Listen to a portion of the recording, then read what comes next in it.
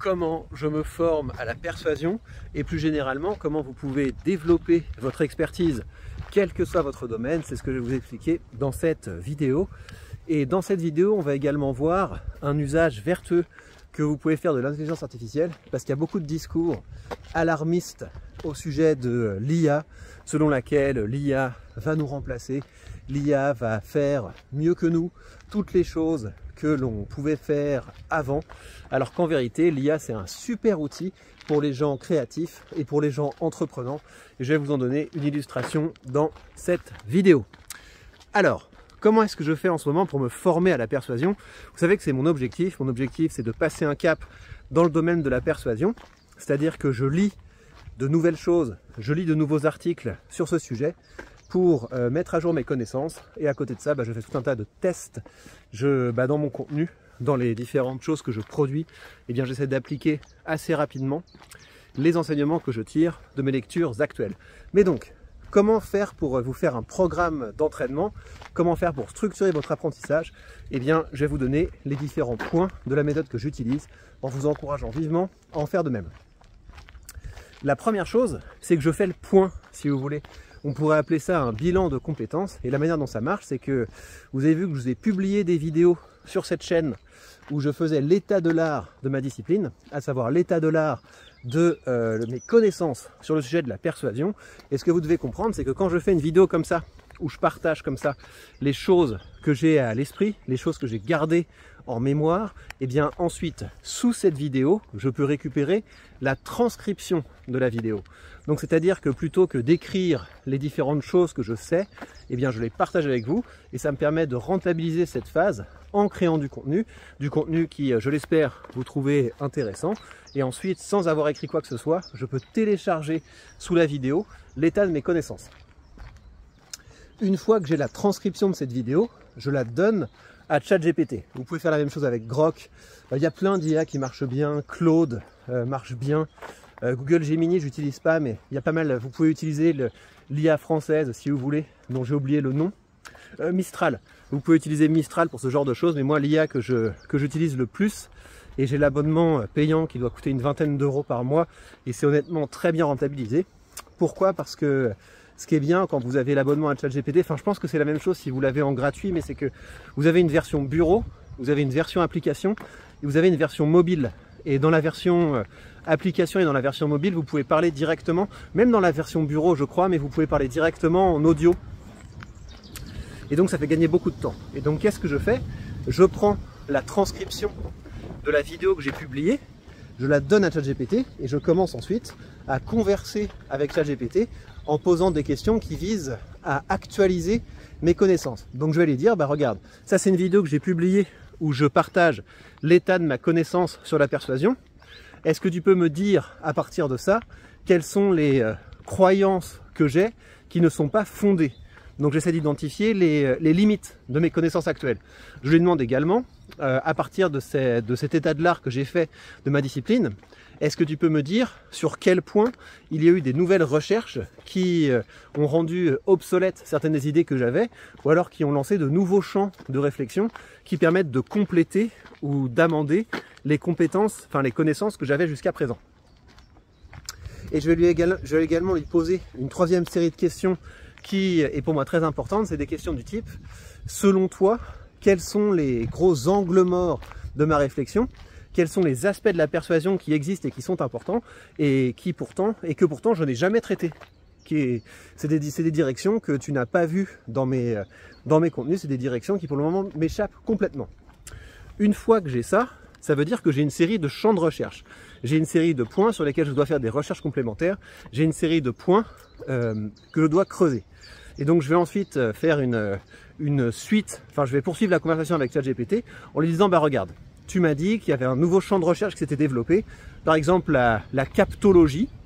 Donc ça c'est un champ que je n'avais pas creusé, mais c'est tout le champ qui concerne la manière dont votre ordinateur peut vous persuader de faire des choses, ou plus généralement la manière dont un outil informatique ou électronique peut vous convaincre à faire des choses. Et donc il y a un spécialiste de ça qui a écrit des articles. Je vous mettrai les références dans dans l'article que je publierai sur mon site, sur le site de mon association, sur la base de cette vidéo que je suis en train de faire avec vous, hein. Comme d'habitude, sous la vidéo, vous avez les liens pertinents pour pouvoir poursuivre votre réflexion avec les articles en format écrit. Et donc, dans ce domaine de la captologie, donc c'est un chercheur américain qui a lancé ce champ de réflexion, et il est parti sur, vous voyez les Tamagotchi, et après les Tamagotchi, vous avez eu des petits Pikachu qui, pour que votre petit Pikachu se porte bien, vous deviez marcher avec lui. Il y avait un truc qui, je crois que ça s'appelle un podomètre, ou je sais pas quoi, mais un truc qui compte le nombre de pas intégrés dans ce petit Tamagotchi. Et ça veut dire que vous aviez là un outil, un petit objet qui persuadait les gens d'aller marcher, avec des choses qui relevaient de l'émotion, hein. C'est oulala, je me sens mal aujourd'hui, j'ai pas fait mon sport, enfin votre petit Pikachu vous dit ça, il faut absolument se promener avec moi, sinon ça va être difficile pour moi. Donc vous avez un petit machin comme ça qui joue sur la corde émotionnelle et qui vous pousse à aller marcher. Donc c'est très intéressant. Il a étudié également des choses ou des jeux d'argent où vous avez des machines comme ça du type, je sais pas comment ça s'appelle, mais un truc comme ça où vous avez les petites cases pour que ça s'aligne. Et en dessous, vous avez deux petits personnages mignons, des petits singes, qui vous célèbrent toutes les fois que vous faites tourner la roue. Et on a remarqué que si on mettait ou pas ces petits personnages qui vous interagissent avec vous, eh bien ça augmente considérablement le nombre d'argent que vous êtes prêt à dépenser là-dedans. Enfin voilà, il y a tout un champ de recherche autour de ça où on s'est intéressé à comment le design d'un logiciel, mais aussi d'un objet électronique, peut vous pousser à accomplir des actions. Et donc ça c'est le cœur de la persuasion, hein, parce que vous avez vu qu'on a défini la persuasion, non pas comme quelque chose qui change votre opinion, mais comme quelque chose qui déclenche chez vous des actions. Donc ce champ de recherche, eh bien c'est un champ de recherche que m'a suggéré ChatGPT. Il m'a également dit, tiens, il y a aussi un champ de recherche qui se développe sur la manière dont tu peux affiner les stratégies persuasives grâce à l'intelligence artificielle. Il y a des études quantitatives qui ont été menées là-dessus. Et donc ça me donne comme ça différents champs que je n'ai pas encore creusés. Et ça me donne des articles à approfondir. Donc je suis en train de me faire une petite liste d'articles qui me permettent de mettre à jour mes connaissances sur la persuasion. Et la manière dont je travaille, c'est que ces articles, je vais avoir une lecture active. Et ce que je fais, c'est qu'une fois que j'ai téléchargé un article, je l'upload à ChatGPT. Et ce que je fais, c'est que je vais lire une première section de l'article. Les articles scientifiques sont souvent écrits de la même manière. Vous avez un état de l'art où on vous dit voilà où en est la connaissance. Vous avez une phase où on présente la question de recherche, à savoir basé sur cet état de l'art, j'ai identifié telle lacune. Et donc c'est la question qu'on va se poser dans cet article. Vous avez ensuite une partie où on présente le mode opératoire, c'est-à-dire l'expérience qu'on va mettre en place pour tester l'hypothèse.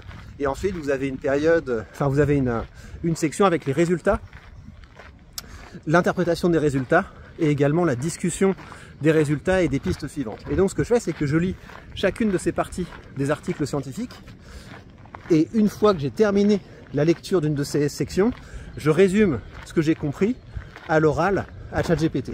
Et ChatGPT me dit, voilà, t'as noté ça, c'est très bien. Je lui demande de reformuler ça en termes d'actions que je pourrais accomplir,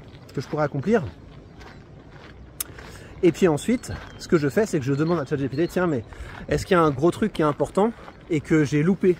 En fait, dans la synthèse que j'ai faite de cette section de l'article, est-ce qu'il y a des choses que qui me sont passées à côté? Donc c'est comme ça que je travaille. J'y vais section par section, en m'assurant à chaque section que j'ai bien compris en quoi ça consistait. Et puis ChatGPT est très fort pour tout vulgariser, même les calculs statistiques un peu complets. Il peut tout vous apprendre. Si vous y consacrez un petit peu de temps, ça aide d'avoir une base scientifique, parce que moi j'ai quand même une base scientifique assez solide. J'ai travaillé sur les méthodes expérimentales, j'ai un certificat sur les méthodes quantitatives de recherche, donc je connais bien les stats, les maths, la logique, ce genre de choses. J'ai dû travailler ça pour pouvoir faire des expériences. Mais donc, une fois que j'ai terminé un article, j'essaie de l'utiliser, c'est-à-dire que je pars ça c'est la dernière étape, c'est que je traduis les enseignements que j'ai tirés en des actions que je peux mettre en place dans mon business, mais également en termes de recommandations et de conseils que je pourrais donner à mon public au sein de mon domaine. Et donc c'est comme ça qu'on a un usage de l'IA qui est tout à fait vertueux, c'est-à-dire que l'IA n'est pas là pour faire les choses à votre place, L'IA est là pour vous permettre d'acquérir du savoir, pour avoir un regard neutre, enfin c'est pas neutre si vous voulez, mais pour avoir un regard compétent sur l'état de vos connaissances, pour vous suggérer des domaines où vous pourriez progresser, pour vous accompagner dans le développement de vos connaissances, mais aussi pour vous accompagner dans la traduction de vos connaissances en compétences. Donc c'est comme ça que je travaille à l'heure actuelle, et ce que je vais faire à partir de maintenant, c'est que j'essaierai de partager sous une forme ou sous une autre mes lectures d'articles scientifiques. Il faut que je voie la rentabilité de ça, parce que quand j'avais tenté de faire des formats où je partageais des lectures d'articles scientifiques, c'est évidemment des contenus qui font très peu de vues, et le rapport entre l'investissement en temps et le résultat est pas génial. Donc je pense que la manière dont je partagerai ces connaissances, ce sera dans les articles que j'enverrai à mon cercle des orateurs. Vous avez également le lien pour recevoir mes articles sous cette vidéo, et ce sera également dans les formations, parce que je suis en train de travailler sur une formation en ligne que je vais créer, et je travaille également sur un séminaire que je vais donner à des managers, et donc je pense que ce sera dans ces formats que je partagerai le gros des connaissances que je tirerai de ce processus que je suis en train de faire, mais j'en vulgariserai également une partie sur cette chaîne pour que vous ayez du contenu qui va bien au-delà de ce que vous pouvez voir habituellement sur la persuasion, parce que les choses que je partagerai avec vous, ce sera basé sur un vrai processus rigoureux de recherche, de mise en pratique et d'actualisation de la connaissance. Comme d'habitude, vous avez sous cette vidéo également la possibilité de rejoindre mon association. Donc en rejoignant mon association, vous m'aidez à continuer à partager avec vous du contenu gratuit de qualité, et surtout, vous avez la possibilité de choisir dans mon catalogue de formation, une fois par an, une formation tout à fait gratuite. Et mon objectif évidemment, c'est que vous choisissiez une formation qui vous est utile, que vous passiez à l'action, et ensuite que vous profitiez des différentes perches que je vous lance, que ce soit le colloque, que ce soit le site. Vous pouvez me suggérer, tiens, j'aimerais bien qu'on écrive un article sur tel sujet, ou alors j'ai fait telle chose, est-ce que tu pourrais le mettre en avance, etc. Donc vous passez à l'action, et moi j'essaie ensuite de vous trouver des arènes de parole qui, en complément du travail que vous faites pour devenir un orateur un peu plus connu, je vous aide, je vous donne un petit coup de pouce, parce que c'est ma mission. Et bien voilà, chers amis, prenez bien soin de vous, et à très vite.